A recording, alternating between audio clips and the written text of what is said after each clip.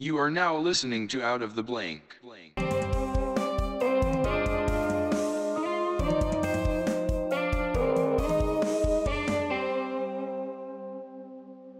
Another podcast, yeah, right now. Out of the Blank is the name of the podcast. I'm with Alan Nguyen. Is that how you say it, Nguyen? It spells like new guy, kind of. So, Alan, tell me about yourself. I mean, what do you do as a career?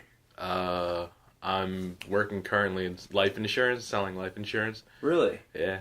I did not know that you did life insurance. I thought you were a sushi chef. I am too. So, where do you do the life insurance at? Key Financial Services in Berlin. Is that difficult? Like, do you have to... Yeah, it's kind of difficult. Are you just selling things, or...? You sell life insurance. You got to find people to, sell to. But, you make pretty good money for every, insurance policy you sell. Now, when you're selling, are you the guy on the phone that calls people, the worst possible times? No. Do you ever get those phone calls? Yeah, I get a bunch of those. Are you Stacy? No, this isn't Stacy. Maybe you can help me. If you're looking for Stacy, I guarantee you we do not sound like the same person. No, that's not me. So you I meet with people I know. Oh, you actually have to I talk to people I know. Yeah. A lot of people I know. With the sushi chef aspect, tell me a little bit about that, man, because that's fascinating. I'm a big sushi fan, so. Yeah, I got into it because I'm really good friends with Yanni, and he opened up his place in the summer, and I think early at the end of June or early July. It's really early July. Yanni owns a place? Yeah, he owns Nori Sushi. I did not know that. Yeah, that's his place. That's crazy. It's his, not his parents or anything, or is that? It's him and his brothers. Oh, okay. Yeah, him and his brother. His family kind of owns it together.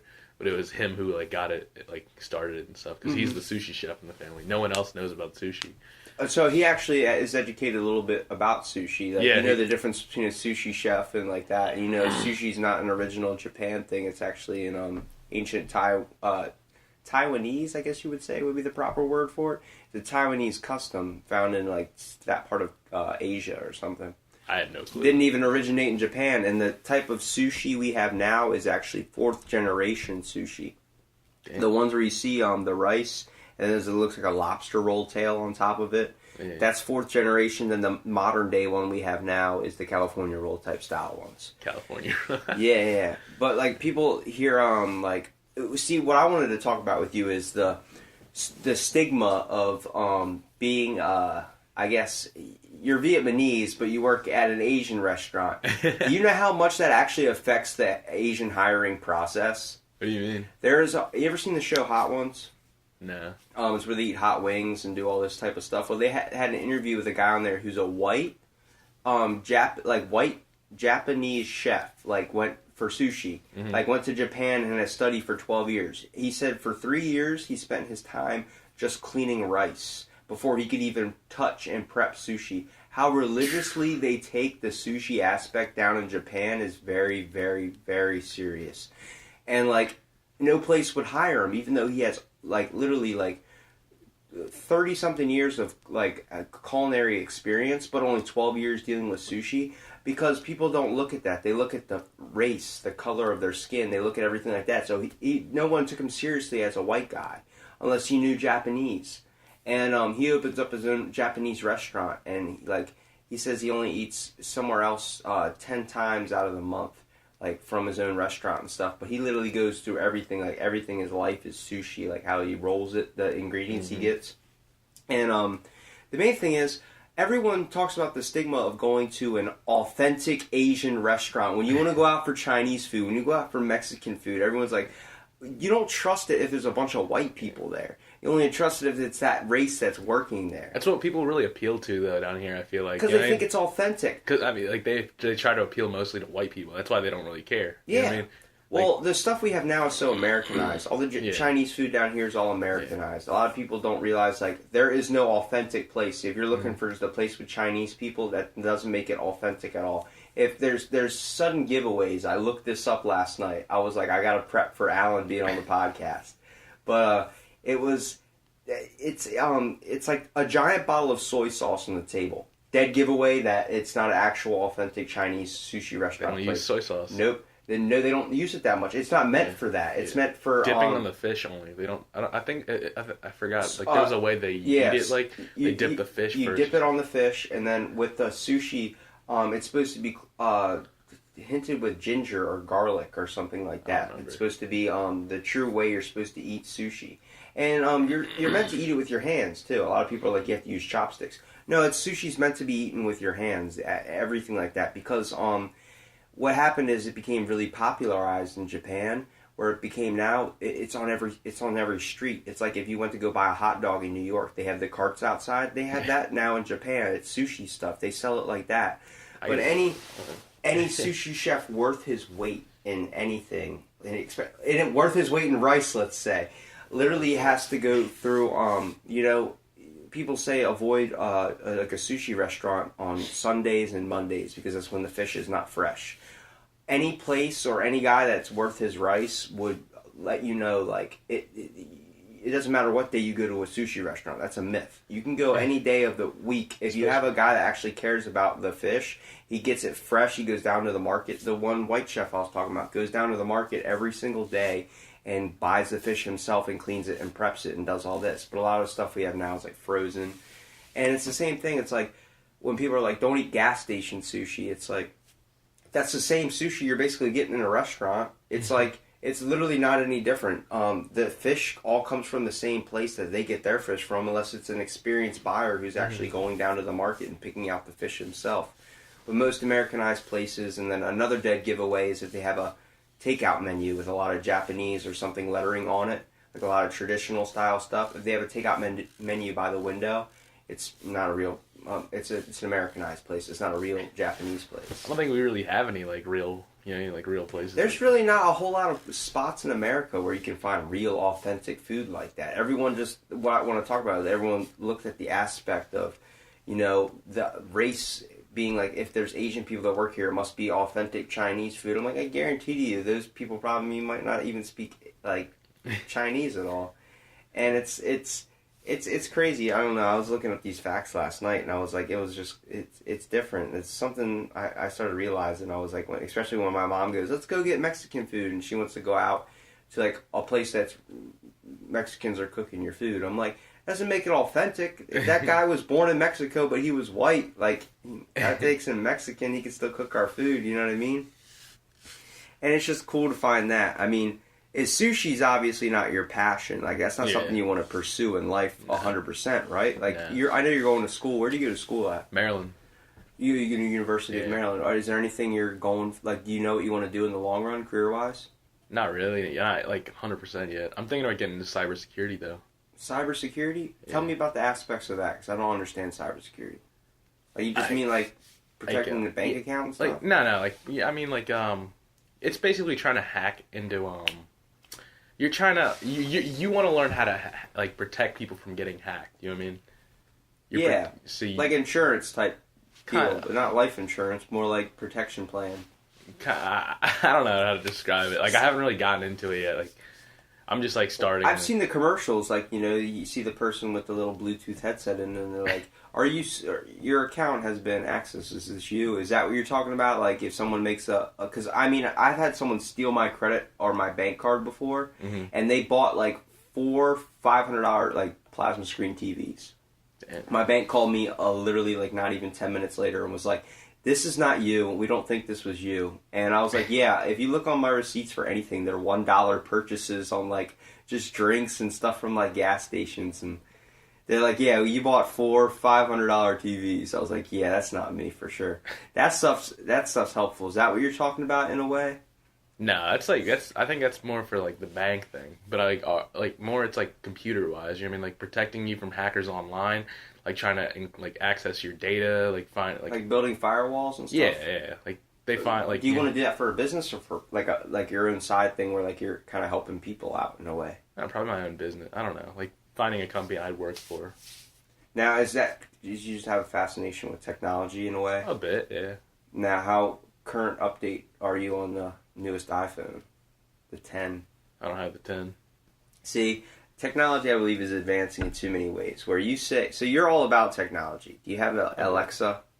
Yeah, we have one. I will not buy an Alexa. I'm sorry, but I walked up to my buddy's house and it starts talking to me, asking me. I'm afraid it's going to get to the point one day where it's able to control literally everything in the house. They can control your microwave now, man. Yeah. That's Turn not. off your lights too. Yeah, I don't like that. I mean, it's nice to be able, if you're laying in bed, like you got to turn out the light or something to walk over and flick it. But I don't know, man. Just having something that has that much power is a little bit ridiculous. And it records all your conversations. A person just got convicted off something that an Alexa recorded. Nah. Yeah. The fuck. They use an Amazon Alexa. Apparently, everything you ever say, it's slowly like sending it all to a system, or it's like recording it all and like saving it deep down in its hard drive or something. And it's like, even when you don't even have to say Alexa, you can just be like, hey, and then next thing you know, bam, it's already recording you. It's the same thing when you type something into Google, and like next thing later, that thing you typed into Google, like you get an advertisement for it. You're like, what the hell? They actually admit to like checking people out that way, like processing them. That's how they send out their information. That's how they get ads and stuff. Yep, Google they get sends their everything you ads search. based on, yep. That's ridiculous. You find stuff that always relates to you. And like 5 minutes later, you'll be talking about it. It makes me think that our phones are recording stuff. They just found out on Christmas Eve that AirPods have like a slow back recording thing to it, where it like sends it records like your Bluetooth conversations too. Mm-hmm. Isn't that ridiculous? It's sent to Apple. Apple's listening to your AirPods conversation. It makes me not want to wear them, man. That's crazy. I mean, the technology that we have is getting wild. It's beneficial, but I feel like it's going to turn into the Terminator system where we're all like all slaves to a system. Exactly, man. I mean, how we had at what was it, 1987? We had 2 giant supercomputers that began talking to each other in a rhythmic code where we shut it off and never turned it back on again. It was 2 computer systems supposed to be remotely controlled AI systems.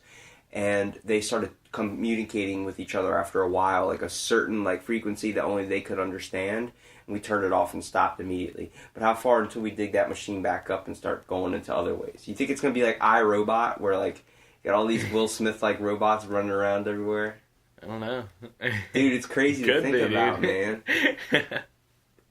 I don't know. When it comes to technology, I got into a conversation about this with couple people that were on my podcast. But my cousin is in the bioengineering and mechanics, and he was talking about how they can like hack cars and Teslas and stuff like that. And he's into the aspect of like regrowing like body parts off like wounded veterans and stuff like that. Like if they have their arm blown off, using stem cell research to fix that.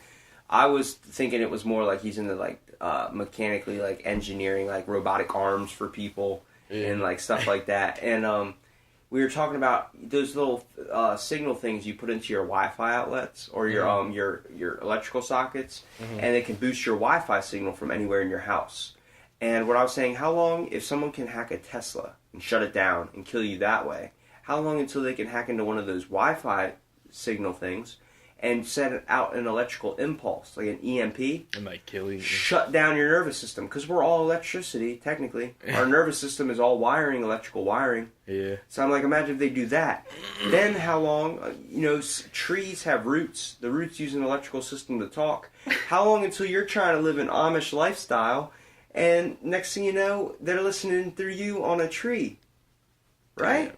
Yeah. I mean, they got to monitor them somehow. Exactly. It's like there's,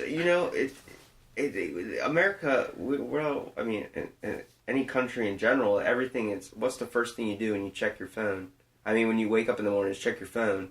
And, like, you see it get worse and worse every single day, dude. I just saw a 15-year-old at the store this morning, and he was on his phone and bumped right into me.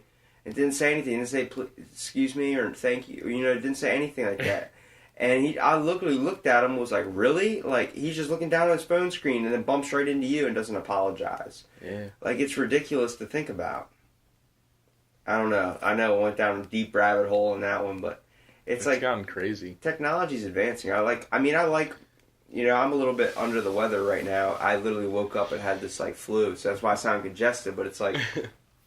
I usually, like, sip my coffee outside really early in the morning before there's cars on the road and everything, kind of enjoy, take a deep breath and kind of relax and do stuff like that. But it's like, it gets ridiculous to think about, I do think we need to unplug in a way. Because sooner or later, it's just going to be wrapped around everything. We're going to be like those people on Wall-E that are rolling around in those giant beds that are like 400 pounds and then just let the beds move for us. It's gonna be weird eventually, man. it's gonna be dangerous eventually. Like how crazy it is. It is, man. I know. Everything's like wired around technology now. Every kid has like a phone now. I mean, our internet just went off last night. The MediaCom guy had all the freaking power in the world.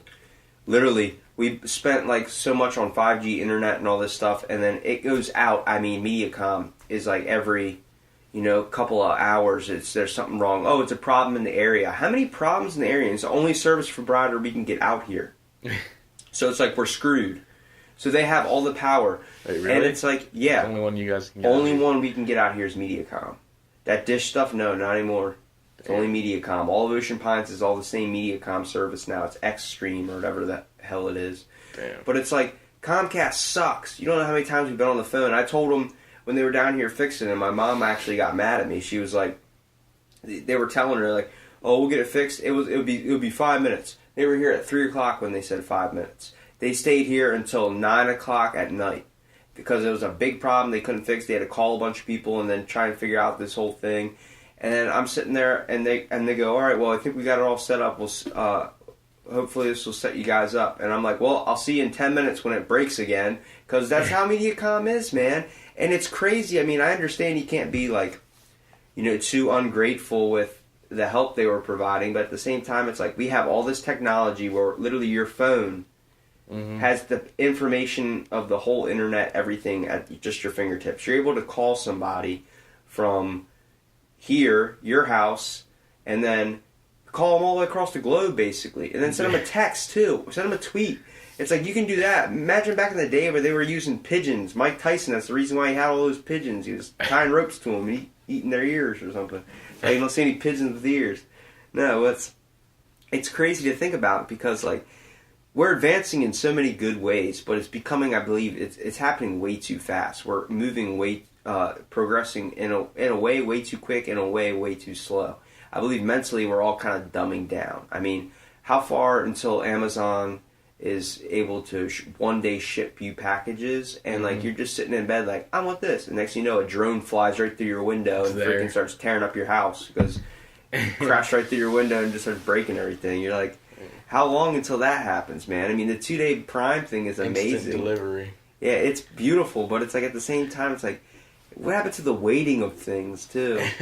Like there was also like, the best advice I ever got was keep my bank card in my car because I'll be at 2 o'clock in the morning on Amazon. Like, what's the good deals you guys got? I bought a shrimp pillow because of that. It goes around your neck. I'm like, stupid late night purchases, but it's like as soon as you send it through Amazon, it's like everything processes 100% quick. Then you go and be like, I want to get a refund or I don't want this anymore. Let me cancel this. Nope, sorry, it already shipped. It's like, oh, you can do this processing fee. It's like, why is it so quick to ship but not so quick to cancel an order? It should be easier to cancel the order. Time is just important. I mean, I think that's what matters a lot now. It's like time. We're all basically losing that with technology, though, in a way.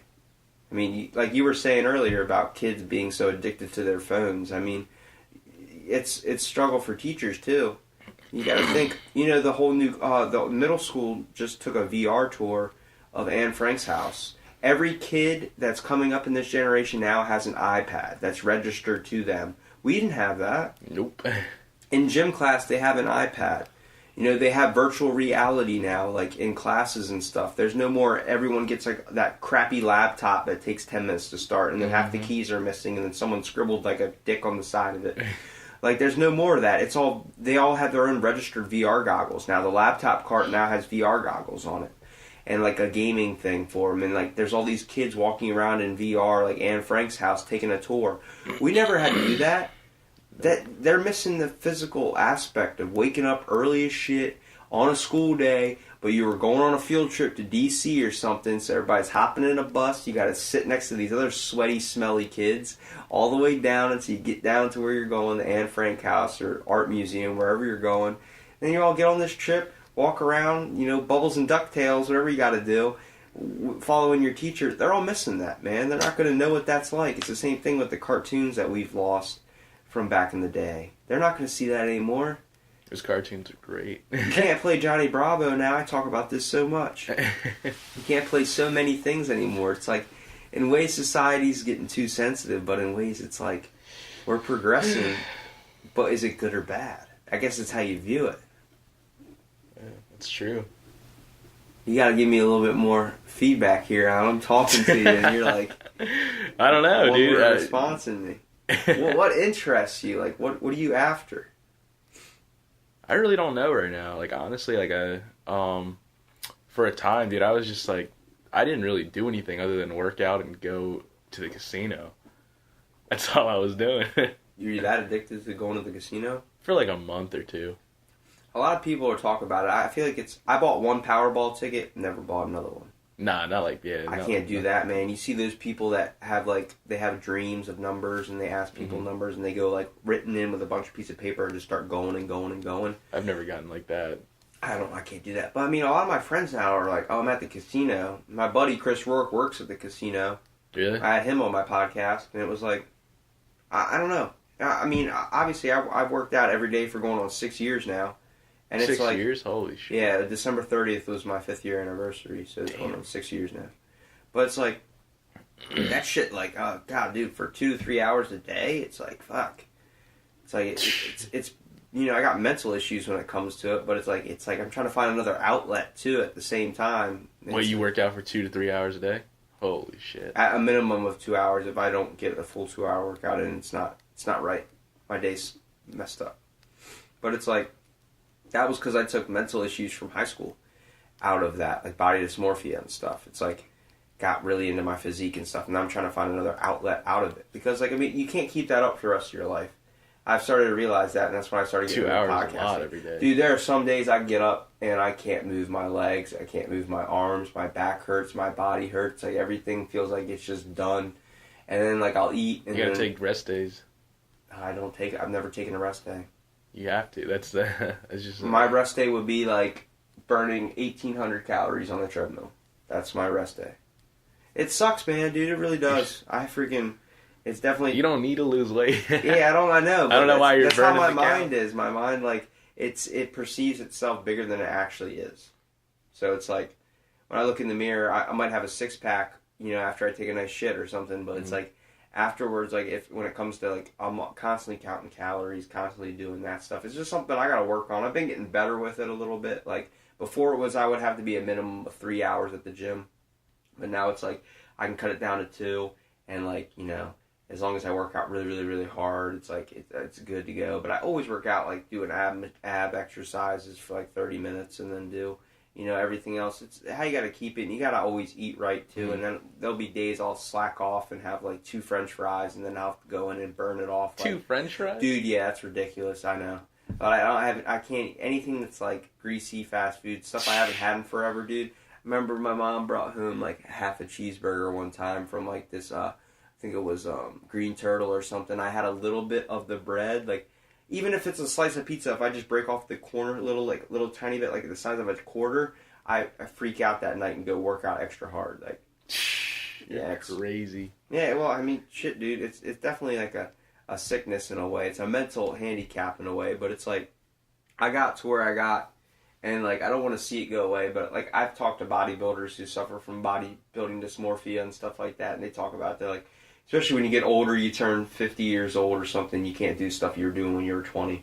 It just doesn't happen. And they go, the fact that you've worked out every day for going on 6 years now, they printed out my receipt at the gym, like, of all the days I've logged in, and it's literally from when I started my junior year of high school all the way, every single day, sometimes twice a day. Like, it's ridiculous. And they're like, I don't know how your body's keeping up. I'm like, there's definitely times, like, if I'm not drinking a Powerade or something, I'm freaking dead, man. I get moody as hell. I've just been trying to get as much sleep as I possibly can. I slept, like, all day yesterday and went to the gym and worked out for, like, 3 hours because I slept all day. All I did was eat and freaking sleep. But when you have, like, a work and then you got to go right back out to the gym and, like, hit a certain time, it's ridiculous, man. 2 hours to 3 a day, dude. How much do you averagely work out? Like an hour a day. Like, I just started, like, I don't know. I was, like, getting really fat during last year, just from college. Like, I just ate a lot. Is that because of the food? Like, a lot of ramen and stuff? Do you eat that? No, I mean, not like ramen, mostly, like a lot of bad stuff. Like, you know what I mean? Burgers. Like, we would go out. I would go out all the time. Late night pizza, dude. And then eat. I know how right that after. is. And then, like, yeah, just, like, fucking eating a lot. And then I would not work out. Because, like, my gym was, like, a 20-minute walk. I was like, damn. I was like, fuck. And I didn't have my car last year. Did I? Well, what sucks is when you go to a college campus, they have the worst food choices and drink choices in that whole area because it identifies to that age group. So, like, it's 2 o'clock in the morning. I've been to College Park multiple times for concerts. It's 2 o'clock in the morning. The place that's open is called Ratsey's. I don't know if you ever heard of that. It's a pizza restaurant. It got closed down because of roaches. But, dude, greasiest pizza. Dude, nothing better after being stoned after a concert and going and eating some Ratsey's pizza at 2 o'clock in the morning. One of those slices is, like, the size of, like, a guitar, basically. Like, it's ridiculous. And, like, that's all, you know, go to Salisbury University. What's right down the street? A freaking Starbucks. And then it's like that's Cookout. It's literally the whitest campus I've ever seen. They have like a sushi bar, all that stuff. I'm like, oh my god, this is like everything for a white girl. There's probably an Uggs department somewhere back there, but it's like when you go to any college campus, there's usually like a pizza place or some type of sub shop down the corner from where you're living at. It's like that's gotta suck because that's where your money's going to go if it's not going to beer. And at the same time, it's like you don't want to be sitting in your room eating dorm snacks, which is apparently like ramen, mac and cheese. And like, you know, it's mostly just pizza.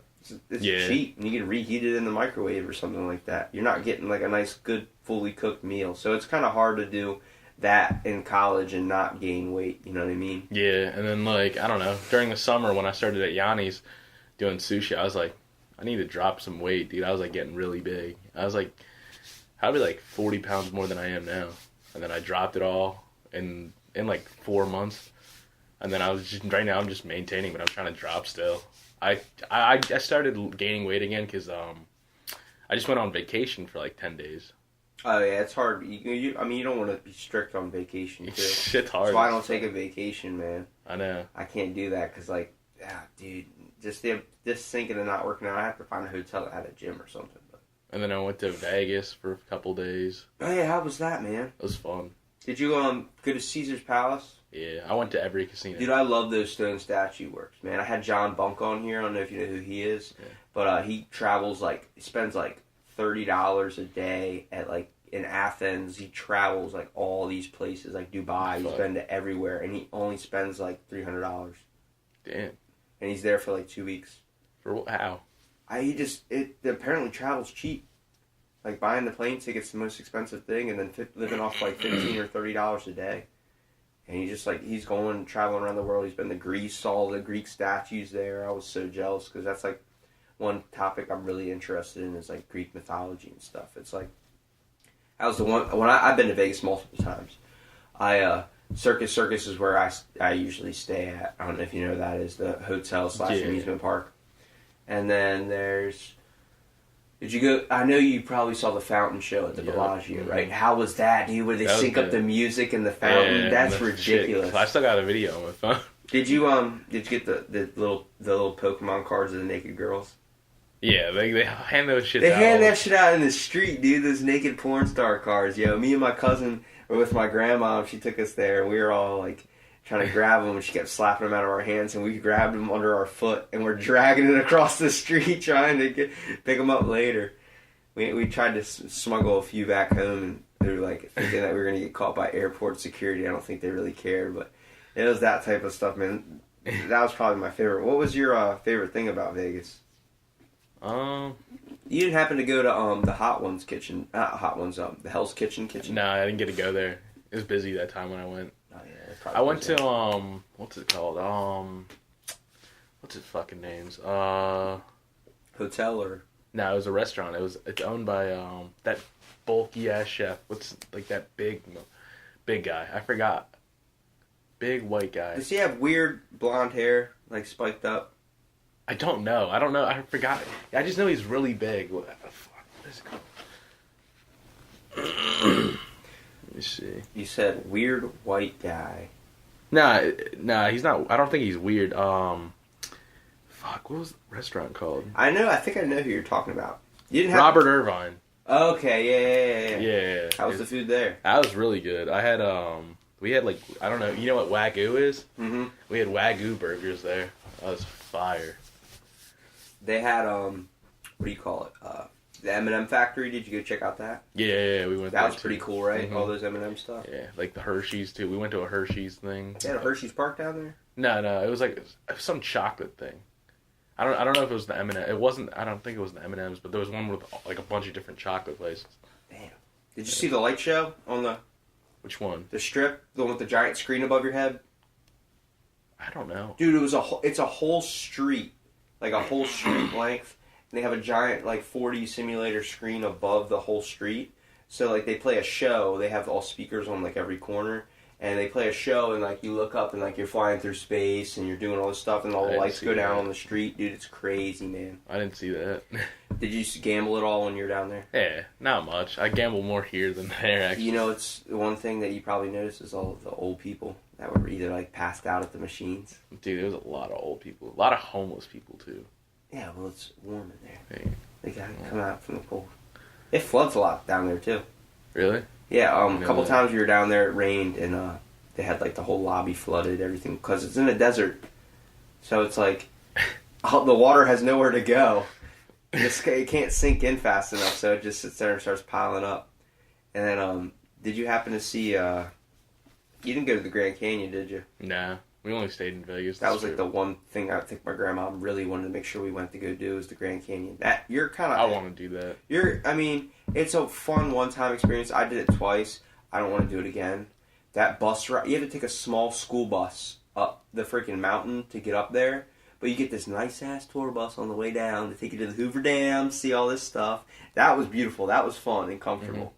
Mm-hmm. Small bus ride sucked. Small bus ride up the Grand Canyon. I mean, it's like you're going up a freaking mountain in a school bus. And people are packed in side by side. You're hitting, like, bumps, like, freaking rocking you back and forth. I slammed my head up against the window, like, 5 times. The trip probably takes 30 minutes if you walk it. Yeah. It felt like. But it takes like 2 hours on the bus. Shit. Dude, because the bus has to go so freaking slow and it's so dangerous that we're all just like sitting there like, can we just get out? But once you get there, it's like the most beautiful thing in the world. I mean, like, they feed you up top. There's like a little cafeteria spot. But like, you get to sit above and like just look at everything. And then if you were smart and actually paid for it, you get the helicopter tour. Which, like, instead of taking the bus, they just fly you in the helicopter and drop you off in the middle of the freaking Grand Canyon. And, like, they go with you and take a tour, and you can see all these deer and all these animals and stuff. It's like... That's dope. I remember my brother did it one time. He would never do it again because he threw up on the airplane. Not airplane, the helicopter. I want to go back to Vegas, though. It was fun, but, like, I wanted to go with, like, when I had more money and with, like, different people. Because, like, Who'd you go with, your family, or...? Nah, some friends from college. Mm-hmm. But they're not, like, really close friends. You know, they're just, like, some friends I like, hang out with a couple times. Yeah, sometimes the people that go on the trip definitely make it. Like, yeah. I've been both times with my family, but, I mean, even then, like, you're with your family. It's like, you can't do anything crazy and insane when you do go. I mean, there was some nights where we went and had fun, but, I mean, like, it was just, like, one of them didn't have, like, money at all. He was, like, broke as fuck. Oh, so he was bumming it? Yeah, he was kind of, like, bumming it. Did you guys, what is it, In-N-Out Burger? You had to hit In-N-Out Burger. If you didn't do that, you're crazy. Yeah, you had a foot-long hot dog, dude. We went there, and then we also went to Cane's. You ever had that? Mm-hmm. Raising Cane's. That's good as fuck. Where'd you stay at when you went down there? We stayed at a timeshare. It was Tahiti Village. Like Tahiti Village Resort and Spa. It's nice. Is there anything you wanted to visit else down there besides Grand Canyon? Because, I mean, that's beautiful, but that's not really in Vegas. I'm talking about any secret spots in Vegas. Did you go to the, what is that? The Mandalay Bay? You had to hit up a Rainforest Cafe, dude. I know you did that. No, I didn't go to Rainforest. What? No, I didn't go to That's Rainforest like the Cafe. best thing in the world, man. I've never been there. It's like a diner type thing, but they have like, it's a giant souvenir shop too, but it's like I've seen it animatronic stuff. I've actually seen it. But the best part is you pay $5, get a giant Slurpee, and on the bottom is a toy. That toy is like 25 cents, but it's worth it. I saw 311. You know who 311 is? Yeah. The band. Yeah. I saw them at Mandalay Bay play live, and then they have a Shark Tank in Mandalay Bay. It's like a giant fish aquarium. Yeah, I remember that. Yeah, that shit's cool. That stuff. I mean, I definitely like. I felt like I was more just following my grandparents around. Like they knew where all the spots were and everything. Mm-hmm. But it was cool. Like, did you see the Stratosphere? Did you go on that? The Stratosphere? The giant tower like thing. No. It's an amusement ride. Did you know that? No. They have a ride above it. It dangles you off that giant tower, and you're held together by magnets. And they make you sign a petition before you go up there to do it. Not die. Yeah, it's crazy. That elevator ride up there takes a long time. Or like once you get up there, there's a restaurant inside. I think I saw it before. I think I saw it. I saw it because we went all the way around the strip multiple times. We were there for like 5 days, so that was all we did was just stay on the strip. I mean, you could take in so much in those 5 days and still miss so much, man. Like, it's crazy to see. Like, you didn't go to the Adventure Dome, did you? That's on Circus Circus. Yeah. Did you go in Circus Circus? Is that the one with the giant clown? We walked by. I don't think we went in. That place is literally, it's a hotel/arcade. Is there a casino in there? There's a casino in every building, I think, yeah. But like in there is like, straight, like squirt gun, carnival games, everything. The whole hotel is like a carnival thing.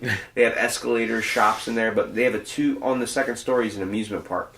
So we stayed at Circus Circus. So we were in the hotel side, and then we'd run across. I think I was about 11 when we stayed at Circus Circus the first time.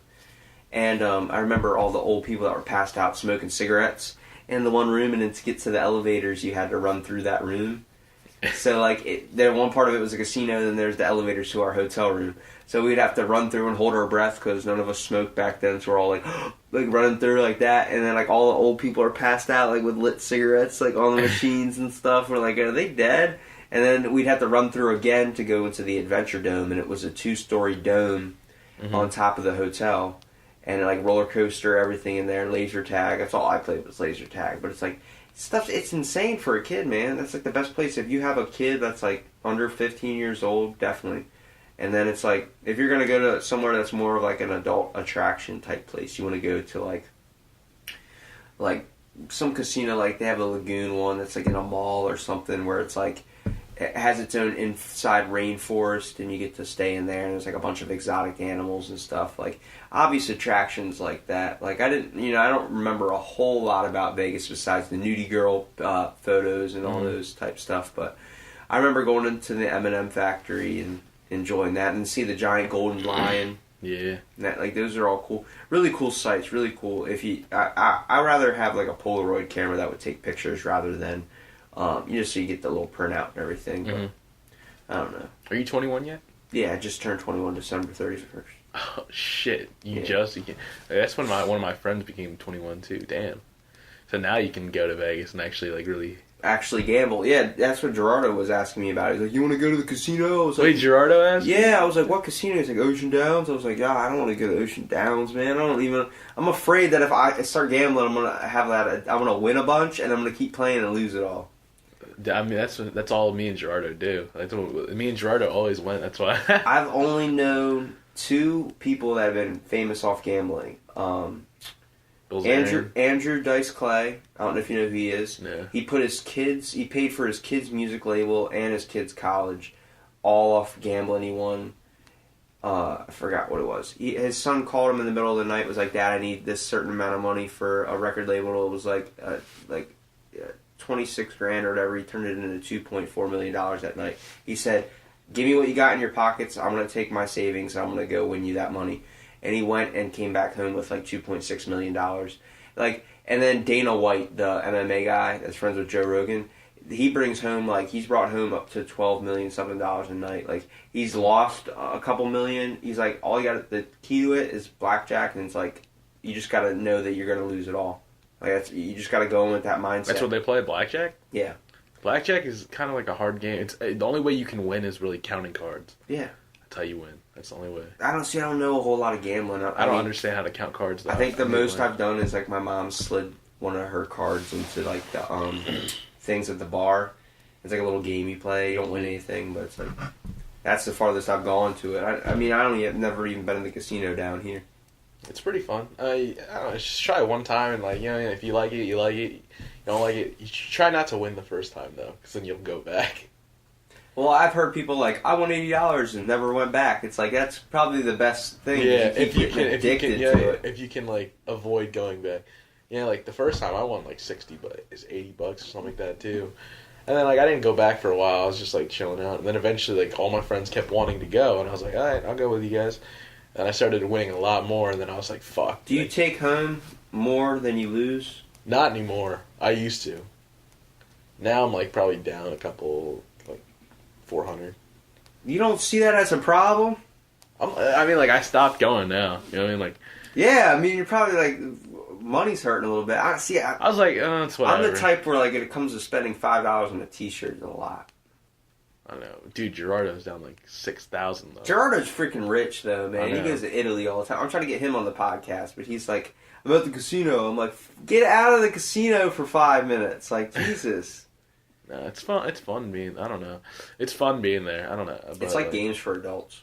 Yeah, it's games for adults. Like I think like the thrill of it all is because we it's a chance. Nah, I really like the people there, like the atmosphere at Ocean Downs. I've like become like really good friends. Me and Gerardo, or like me, Gerardo, Yanni, we've all become like friends with dealers there. Oh, really? Yeah, anybody we know? Huh? Anybody we know? No. I know Chris Rourke. I know Dakota works there. Dakota, she's a girl I want to get on the podcast. Hopefully she hears this because I know she listens. But she is doing like a gender change. Where do you put the podcast on? YouTube, Facebook, on Instagram, but it's mostly on YouTube. But I don't really go around spreading it around a whole bunch. I just kind of share it on my own Facebook and then my Facebook page for the podcast. Mm-hmm. I want it to like people to have fun on it and like enjoy it, and then if they want to tell their friends about it and get their friends, like I'll interview anybody, so it's like fun like that. But this girl is taking male hormones and she's trying to do a sex change, like that type of gender reassignment type thing. Who? And she works the casino. Her name's Dakota Littleton or Lintonton or something. I had a speech class with her. And I haven't mustered up the courage to ask her about it yet, because she's open about it, but it's like that's a sensitive subject, especially when you go to school now and it's like all gender restrooms. Like my teacher doesn't even email us he or she anymore, Zimzer, all that type. What's your preferred pronoun? You know, people are gender fluid; they can change their gender multiple times throughout the day. That stuff gets ridiculous, man. Can't handle that. People are too sensitive about it. I know a bunch of people, surprisingly, like just going on Facebook and trying to message people to do the podcast and stuff, like if they're interested in it. People like, I want to talk to everyone. It's like, I see all their work statuses. Employee, line chef at Casino Downs. I'm like, the casino has a chef? Yeah. What? I've never been in there, man. I just think of it as the old horse track. Yeah, there is. I'm surprised you've never been there. I mean, well, I just turned 21 too, like not even a month ago. I don't know. But it's like, I mean, is it honestly that much fun? It's more about the atmosphere, you're saying. So it's like, it's not really just playing the games and winning money. I mean, it's probably nice to win a couple $100, but at the same time, it's like, it's more like just a fun night. It's a fun night to just sit out and like do something other than drink. You know what I mean? Like, yeah, I don't care about there's nothing drinking. else you can really do around here. A lot of people complain about, like, there's nothing to do around here, so I'm just going to go drink and stuff. It's like, that's all you can do. You know, when you get older, this town during wintertime is freaking dead. There's nothing to do. You can watch Netflix over and over again. I've probably watched Incredibles 2 on Netflix like 8 times already. Like, it's ridiculous, man. I mean, it's a good movie. Working out and just... It's like, there's nothing to do besides get drunk, and then, like, you realize once you get drunk, it's like, this is why people like this. Like, I don't drink, so it's like, I'm in bed at like 8 p.m. I get up at like 4 in the morning, and it's like, no stores are open. I can't do anything. Can't wash my car. Can't do anything. It's like sit inside and play video games until I go to the gym. It's like on days I have off like this, like it's rough, and that's why like I'm glad I go to school and I'm at school like most of the day. But it's like, when you're this is probably a whole different atmosphere than when you're at school. You probably have a lot you can be doing. Kind of. I don't really do much either when when I'm at school, I just go to school, and then when I'm free, I just play video games or something like that too. Is there any specific classes you're taking that you are finding interesting? This semester?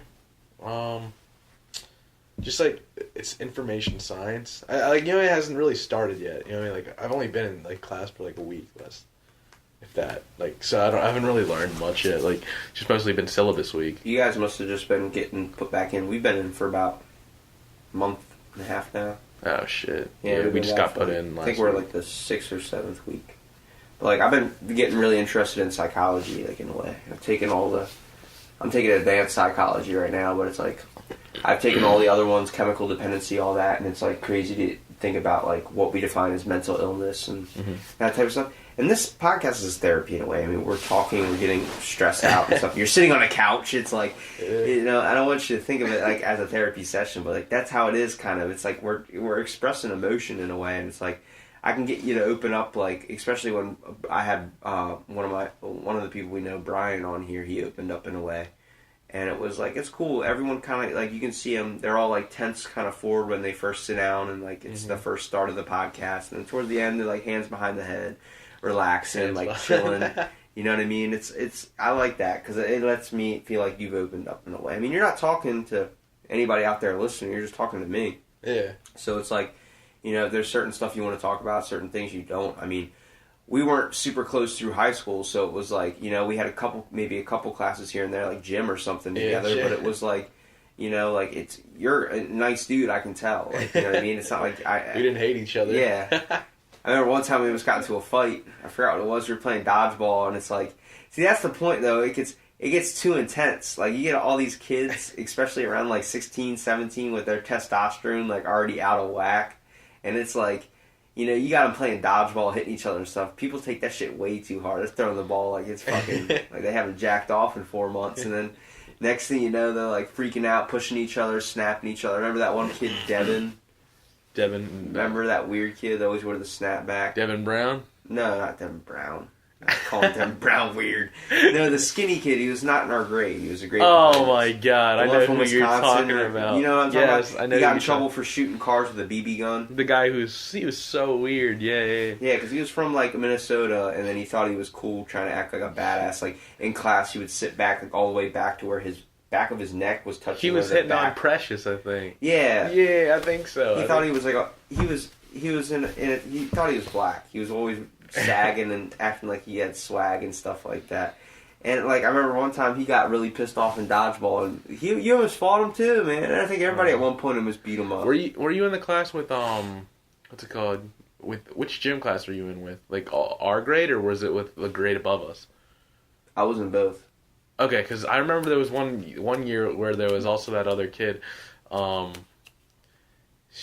his name? Do you ever have gym class with Phil Lambrinos and all them? Yeah. Remember that other weird kid? He's like, fuck, what's his fucking name? His name's Brandon something. Well, we don't need to say his last name on the podcast, but I know who you're talking about. Yeah. You know him, right? Yeah, I do. Well, what do they used to call him when they were like fucking around with him? Shooter or something like that. Oh, fuck, I can't fucking think of it. You remember Moose? Yeah, Moose was fucking. Remember whenever you would flick him off, he goes, "I'm telling Mr. Flynn." And then I remember the whole class flicked him off once, and it looked like his brain just snapped. That was ridiculous, man. People made fun of him. He's a good dude. I see him sometimes. He goes to Warwick. Really? I haven't seen him. Yeah, he does not look the same. Really? Yeah, bigger. A lot bigger. Really? Yeah. No way. Yeah. He doesn't seem as weird as he was back in high school either. He seems like a lot like normal, like he was faking all along or something. Like I said, imagine that. Like that's his senior prank. He just came out. It was like, I was not retarded. But like I see him sometimes. And I'm like, yeah, he's not. Doesn't. I saw him at Walmart a couple times with his parents and stuff. I mean, it's crazy. School was like a giant thing. Like we were all just like either bullying each other. It was hell, dude. And then I hate when I run into someone from high school and they're like, dude, I miss those days. I'm like, no, you freaking don't. You remember the good stuff about it, but I guarantee you if I put you in an hour in any one of those classes you just named, you would hate your life. Unless you're popular. Yeah, but I even feel like they didn't want to be there either. Yeah. Unless you had communication arts, then it was like, that class was class was fun. You want to go film? Sure. I'm going to go to Chick-fil-A and just sit there for an hour, and I'll get 5 minutes of footage. Okay. Have fun. See you when you get back. Don't die when you're out there. I love the teacher, though. Yeah. She was awesome. See, that's what I had, did you go to Buckingham or you went to Shao? Or you went to Ocean City Elementary, didn't you? Well, I interviewed my third grade teacher for my New Year's Day podcast. And it was crazy because we were talking about how, like, she took the individual time, like, I had ADHD, so she took the individual time to find, like, she takes all of her time into finding every time or amount of time needed for a kid to be able to learn and focus. And it's really hard for a teacher to do that with a classroom of 30. We're giving them realistic expectations. And it's harder for them to focus now. She talked about how it's getting harder to teach the students now than it was back in the day because they're all on their cell phones. They're getting cell phones at a younger and younger age, and it's harder for get them to pay attention. And you can't just take away the cell phone. It doesn't work like that. It's just going to create them resentment and not wanting to learn again. But it was like, we thought about that all the time. Like, we were so addicted to video games as kids, or playing Nintendogs in the middle of class when we were able to. It's like stuff like that. These kids are sending tweets, putting up Instagram photos in the middle of class, editing photos and doing stuff like that, caring about their social. Dude, freaking Fortnite. I don't know anything about that game. I don't know if you can educate me on that. I know you might play it a little bit. I used to play it a lot. But, like, I went to a party one time. It was on Christmas Eve, this past Christmas Eve. There were all the adults playing ping pong, which I was ready to play. Then all these kids that were like 12 and 13, my little cousins and stuff, there's like 10 of them all sitting on the couch playing Fortnite. And the dad got in front of the TV and started hitting the ping pong ball. And the kids were like, get out of the way, out of the way, out of the way. He's like, I'm in the way, I'm in the way, I'm in the way. Like, doing stuff like that. Like, I just realized, like, holy crap, like, this generation is, I click with now the older generation, the older guys that are playing ping pong, and all these kids are playing Fortnite like it's crack, man. That's all you see anywhere anymore, like in Walmart, props for Fortnite, and then on Snapchat, Fortnite, what's coming in Fortnite. It's like, I don't understand anything about it. Everyone's talking about parties and stuff. It's gotta be, you gotta give the company respect, though, because they became something big, I remember last year when made a lot of money. Yeah, they're like billionaire company that's a free, that on a free game. It's ridiculous. I like Fortnite, but I feel like, I think the idea is cool of capturing an audience and being so like a good video game that's like basically for everyone in a way. Like Logan Isaacs, I don't know if you know who he is, but he's a fucking jack football player from Snow Hill. He's a cop in freaking Michigan. And, he plays Fortnite, plays that, it sends videos of that. I see so many friends' Snapchat stories that are Fortnite. It's like, if they had a game like that, that was like Pokemon Go, when Pokemon Go came out. Except, they need to make a game like... It didn't become big, it just didn't become big. They need to make Fortnite mobile, so you can go out and play it. You have to go out and do shit. I feel like that would be big for, getting the kids outside, because right now kids are just staying inside playing Fortnite all day. It's like... doing their dances. They need to go out and get some, fresh air or something. Dad needs to come in and turn off the TV for a minute and say, I know you're going to hate me, but, there's air outside. Breathe that real quick. It's like... Pokemon Go had, 8 million downloads, or billion downloads when it first came out, where it was crashing so much.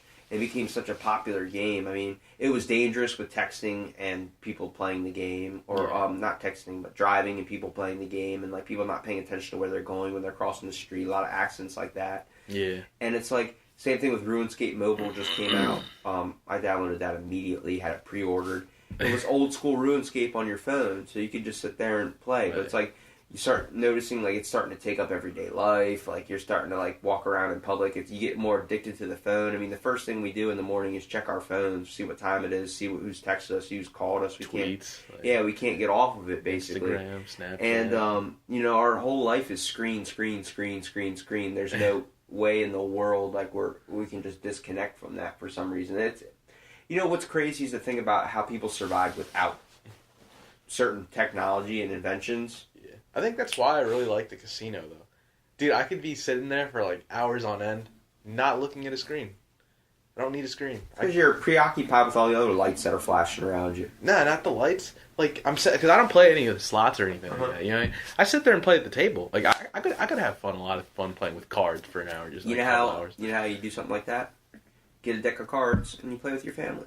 Yeah, but I mean, it's just not the same. It's crazy. Nothing is the same. You don't have the want or thrill. drive. You don't to have go the thrill, do it, man. It's just you're sitting there playing for nothing. I have a deck of cards sitting on my table, or I want to pull out Monopoly or something. You ever the process of setting up Monopoly and then putting it back away is a pain in the ass. So you especially don't want to play it. Yeah, when you're done, you're just dude, I'm done with this game for today. But then you gotta fucking if the game was set up and already on the table, and you're let's play some Monopoly. You get a good couple hours with your family there. But then it's cleaning up and all that shit. You're I'd rather just play it on Xbox where I can just hit reset and next thing you know it's all set up again. Yeah. It was the cool part about Rock Band. You could play with your family. That was something. I remember having the whole drum set and guitar set up and stuff. I believe they need to start making more games like that that are family oriented in a way. Mm-hmm.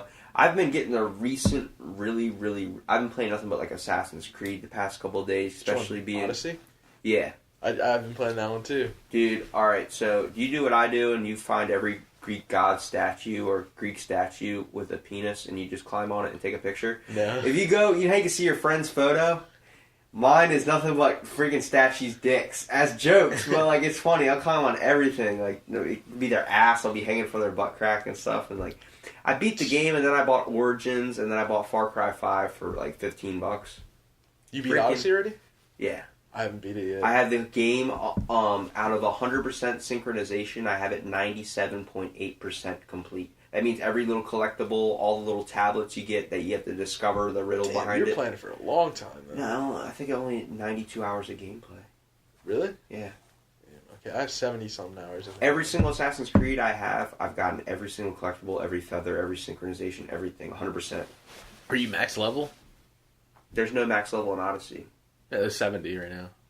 Really? Yeah, there's a cap. I haven't reached it. I'm at 63, I think. 64. Oh, I'm at 70 right now. I just stopped playing and started going to Origins because I just bought Origins and I was like, I want to play this. Plus, I like getting the Ubisoft points and I use it towards the club. And you can get rewards for Odyssey or another Assassin's Creed game. So I have like the Altair outfit for, Odyssey and all that. I like that. And then I recently started getting a craving to play Pokemon for some reason. I start playing like Ultra Sun or something like that. Ultra Sun. I don't know what it is. That whole training process and doing this one all brings back a sense of nostalgia. In a way. Pokemon's fun.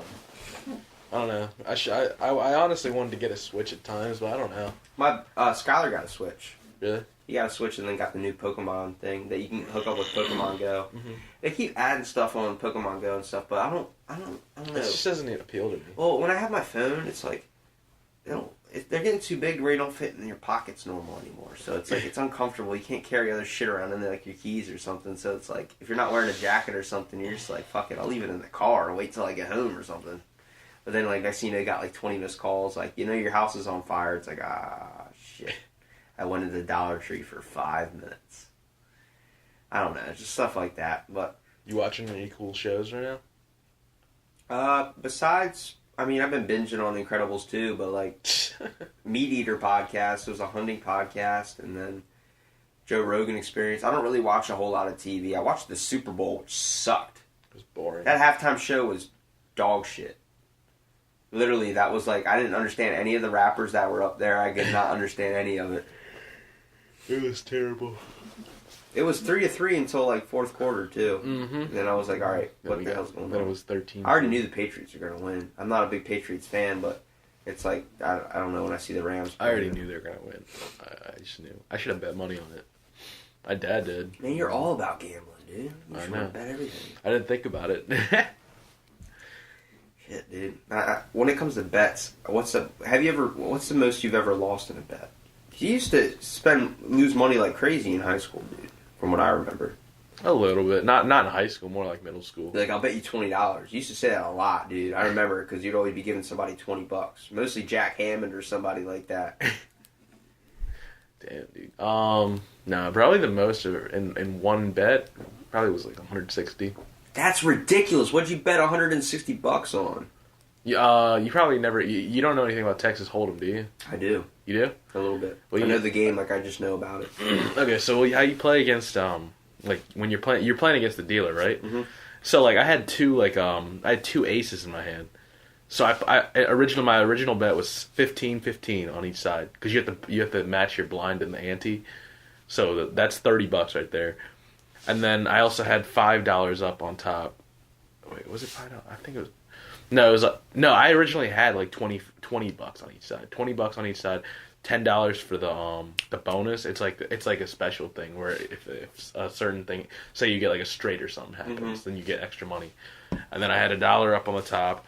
So since I had like a really good hand, you're allowed to 3 times it or 4 times it. So I 4 times it. That's $80 right there. Shit. So $80, yeah. So maybe like 130 actually. It was like 130.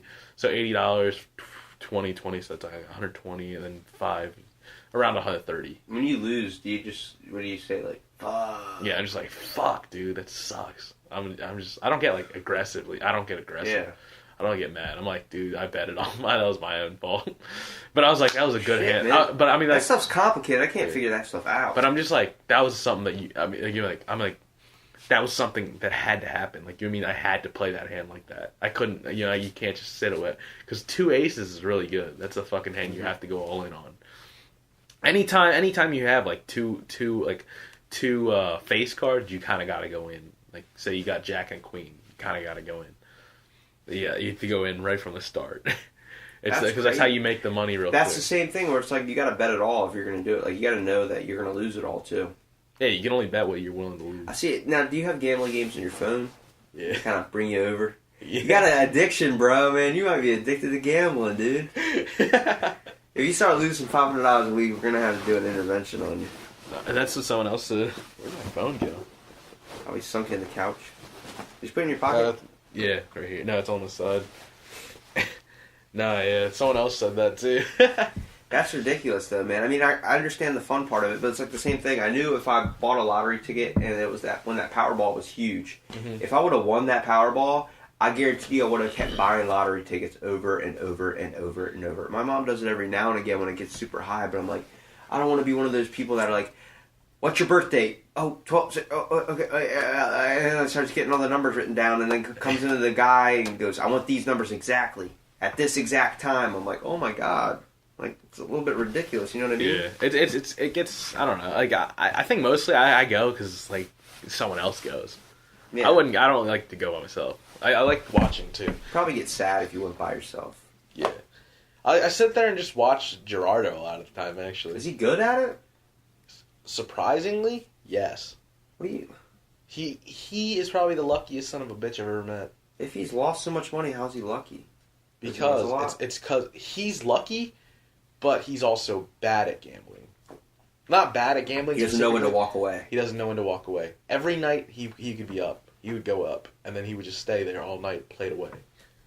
He plays it throughout. Like, there's nights where he stayed until 5 a.m. He's got money to burn, too. Yeah. Like, honestly, I could honestly see him making a living off gambling if he knew when to walk away. If he knew. Like, because I've never seen this guy go in and just lose it all right away. He always goes up first. He goes up first and then goes down. You ever just be like, let me hold that, and then you bet a little bit less? I told him to leave. He wouldn't. He doesn't listen to me.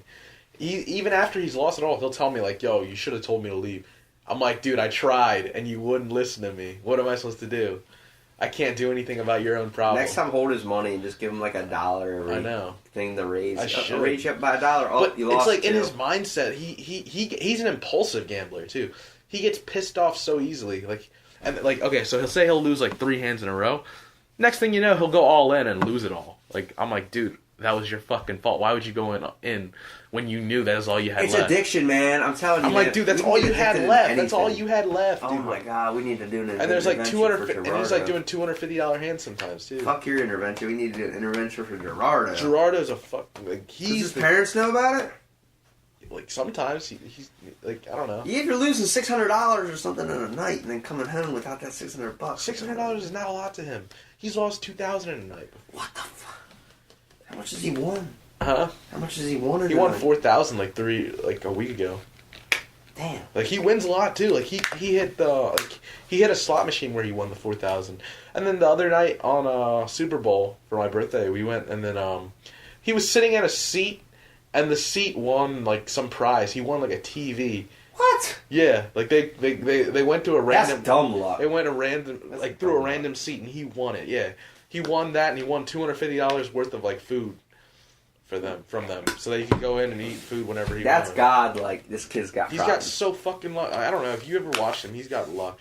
Like sometimes I'll watch him like win $500 so quick, and I'm like, dude, I wish I could have done that, and I would have just walked out. But no, this kid stays and just plays it out, plays it and lose it. I'm like, what the fuck? That's ridiculous, man. Doesn't even make sense. Well, I know you got to get going, right? To do your Soon. Yeah. Well, I mean, dude, like it's addiction. You can get addicted to anything, dude. For real. Like, I mean, there's times, I mean, for sure, where, you know, if I find $20 on the street or something like that, I'll end up being like, oh, I'm gonna, buy this, buy that, buy that, and the next thing you know, I'm down like $40, $20 in my own pocket. It's like, You know, it's like with food, you can get addicted to eating food. You can get addicted to I like. think a lot of people are. There's a lot of food that's really good out there. Have you thought about being like a chef at all? Besides, if I know you want to get into cybersecurity and all that. I don't know. The only thing I know how to make really is sushi. That's it. I'm like pretty decent at it too. Like I'm not like like I could definitely work at some place else. Yeah, you sent me Snapchats before. Do you Yeah. understand how much that kills me? Considering I haven't had sushi in forever, and it's like one of my favorite foods. You haven't eaten it in a while? No, I have not eaten sushi because of the calories in sushi. It's ridiculous. It's not healthy at all. The fish is not bad. No, it's not. If you look it up, it's not good at all. Really? Yeah, a lot of that fish is not exactly what it's supposed to be. It's not exactly what you're looking up. Like the tuna, if you look up that same brand of tuna, I guarantee you the kind that your guys are making and prepping is not the same as the statistical nutritional facts you're looking I at. don't prep anything though, so I don't know. I usually just go in and work. What's the most ordered thing you usually get? Tsunami. That one's probably really unhealthy. That's really What's unhealthy. that? It's a tuna roll, and then it's like tempura fried, and then we put what's it called? Spicy mayo on top of it, a lump of crab, eel sauce, sriracha, and then jalapeno. Is it like Subway in a way, where like there's like you're out front and the people get to see you make the sushi? Yeah, they get to watch you make the sushi. Does that ever get like tedious? Like you don't like people watching you? No, it's like we can talk to them and stuff. Like they're like, ooh, like they don't understand shit. They just look at us while making it. That shit like freaks me out because I don't like people staring at me while I'm like making food or something. It gets weird. It's like Subway. You kind of feel like an asshole when you're telling the person, like when you go to Chipotle and you ask them like, hey, can I get beef? Can I get steak? Can I get cheese? You feel like a dick. You just want to order from a machine and just watch it happen. Like Wawa or something. I don't know when it comes to that. Like, see, I don't know. But I mean, like they don't tell us what they're getting. We get the order on the thing. Yeah, but like, they just watch us make it. That's it. Oh, so that's all you're doing is just you're making whatever the order says. They're not telling you what they want on it and stuff. Like no rice. No, it's like you want sushi. You don't want unless rice. they have it in the order. They'll say no rice. Yeah, that's what McDonald's does. They have the machines menu. Yeah. That's 1,000 times better than dealing with people. Oh my god.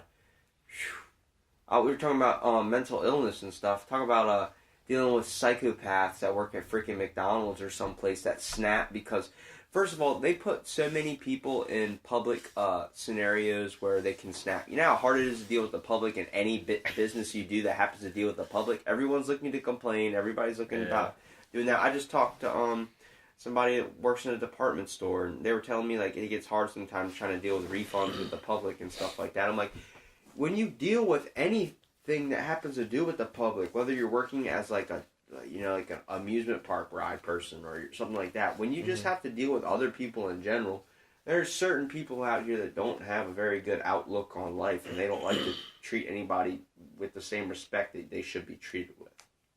I try my best when I go out in public to be respectful to everyone and try and be, polite in a way. Mm-hmm. I did have a little incident earlier with Ocean Pines Department, like the nature, whatever the park, whatever the maintenance guys around here, basically. Mm-hmm. They're blocking the road. Every time I try and pull in the driveway, they block the road. So I got mad. I was like, seriously, can you get out of my driveway?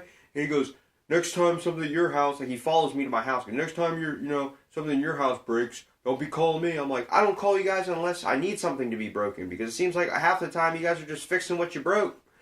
Like, I was upset. I was like, how are you going to yell at me, man? Like, seriously, you guys suck. You guys know you do. Like, for real. Like, you guys don't do anything. They're sitting in the middle of the road talking. I'm like, bro, some people want to get home. Some people got stuff to do. Some people are trying to go to school. Some people are trying to get their life going. I'm like, I don't mind that, but it's like, those times is when I get upset. But it's only when I'm behind the car. And I realize it's because when you're driving, and you talk about aggression and driving, it's because you're more aware. Yeah. Like, you're so aware of, you're in a machine that's moving for you. It's like, you're on edge. Even though when you feel like you're not on edge, like you're relaxed, you're on edge. Like, if someone breaks in front of you, someone's on their cell phone in front of you, you just missed the green light because someone's on their cell phone in front of you. You're on edge, man. It's dangerous, too, yeah. Yeah. And they have, like, people put on their caution lights and do that type stuff and pull off to the side. That's illegal. You're not allowed to do that, too. If a cop sees that, he'll pull you over. Chris Burt was talking about that. He hated how people were, like, doing that and stuff. He talks about people being on cell phones all the time and then complaining about him being on a laptop. Can't do it. You know, it's stupid, but You know, he was telling me, he was like, yeah, well, we're doing our job. I'm like, you don't ever go on Facebook when you're on your laptop and just, like, dick around, even though, he goes, no. He goes, I use it for work mostly because work monitors your laptop and everything like that. They monitor your dash cam. So, like, they're constantly being watched and they're constantly being videotaped by other people that are being pulled over by them. It's like, those types of jobs are so frustrating. That's why it's like, it's hard to deal with the public, especially with technology getting so advanced in so many ways. It seems like everybody's like little brother reporting to big brother. They got the camera and everything. Yeah. Everybody's ready to have their phone out, scream World Star or something like that, and just be ready to put you on Facebook Live or something. It's ridiculous in a way. I mean, how we're taking technology, but yeah, hopefully we find a way to kind of relax the society and change it a little bit. And, you know, I appreciate you taking the time out of your day to come down and do this podcast. It was cool talking to you. I definitely want to hang out with you more when you come down. I understand school's getting, everybody seems so far away now, and it seems like I'm trying to reconnect with everybody. I went introvert for so long. But it's like I know who the good people were, and it's like I want to talk to those people because we're all living some pretty fascinating lives. So they're still all down here somehow. Yeah. I feel like I'm the only one here, man, for some reason. Really? I feel like I'm the only one here. You still talk to, like, Caleb? Yeah. Talked to him this morning. Huh? Talked to him this morning. Yeah, I still see him. I saw him at the gym. It's just difficult. Everybody's got, like, work schedule, and, like, once you get out of high school and stuff, you're not spending the night at anybody's house anymore. There's no more of that. Yeah. It's like we're all grown up now. It's like everybody's got their own lives now. Nobody's, like, you know... It was so much easier back in the day. Our parents could drop us off at the house, and then we'd be there for a couple of days, mostly because we couldn't leave if we wanted to. Unless his parents wanted to take us home or something like that. Mm-hmm. And then, like, when I could ride my bike to Caleb's house or something like that, it was, you know, it was cool doing that, being out on your own, then getting your car and being able to do that. But then once you get, like, your own car and you're able to go out and do your own thing, it's like, you don't spend the night anymore. And then when you graduate, you guys just, you know, there's no point. You can go drive yourself home. You can go sleep in your own bed. Yeah. What's better than sleeping in your own bed if you can? You know what I mean? Yeah. Nothing. You don't want to sleep on your friend's freaking futon. Yeah. Might be fun if you're drunk and can't drive home. Or, like, far away, yeah. Yeah. I don't know. Just stuff like that. It gets crazy to see how much, like, life changes once you become an adult and how close everyone used to be, and now we're not so close anymore. Yeah. I just don't talk to a lot of my old friends anymore. You're also far away too. Yeah, I mean, like I just don't even like talk to, like, yeah. Like even when they, like, I get Snapchats and texts, sometimes I won't answer for a couple hours. It's like I'm not in an emergency to answer it. Mm-hmm. It's weird. Mostly because, like, with work or I'm doing something, it's like I usually, like, back in the day I'd be the first one on my phone, like, like doing that. I'm like, it's all changed. Yeah, it's a lot different now. Life's getting kind of crazy. sad, yeah. Yeah, that's a good way to end the podcast on a depressing note. No, but I mean. I don't know. I guess we all have to really take time and kind of set stuff up. I mean, it's good as long as you know that person has your back in the end. You know what I mean? Like, if you were drunk and called me, even though I don't know you, like, super, super, super well, like, we're not best friends hanging out every day. It's like, if you called me drunk and you needed a ride, I'd damn right come right and pick you up, man. I've done that multiple times with people that I'm not super, super close with. But it's like, I'm friends with everybody. As long as you treat me with a little bit of respect, you got my respect 100% of the way. But I appreciate you taking the time out of your day to come do this and teaching me a tiny bit about the sushi world. I was just like, I looked up a bunch of facts earlier. I had to get you down on some. All right, man. But hopefully we'll get you on soon when you get back from school or something. Yeah. Maybe a couple episodes down the line. Thanks again, Alan. Mm-hmm.